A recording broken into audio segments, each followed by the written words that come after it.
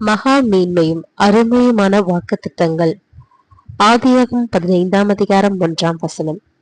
இந்த காரியங்கள் நடந்த பின்பு கர்த்தருடைய வார்த்தை ஆபிரகாமுக்கு தரிசனத்திலே உண்டாகி, அவர், ஆபிரகாமே, நீ பயப்படாதே, நான் உனக்கு கேடகம், உனக்கு மகா பெரிய பலனுமாய் இருக்கிறேன் என்றார்.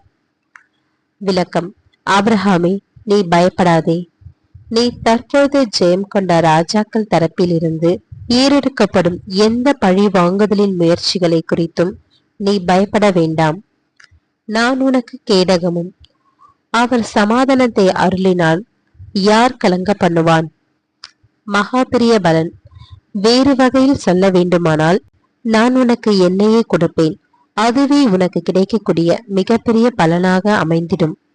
தேவனை ஒரு சிநேகிதராகவும் ஆலோசராகவும் வழிகாட்டியாகவும் கொண்டிருப்பதை எந்த ஒரு பூமிக்குரிய நாட்டத்திற்கும் ஆசீர்வாதத்திற்கும் அப்பாற்பட்ட ஒன்றான உயர்வாக மதித்திட வேண்டும்.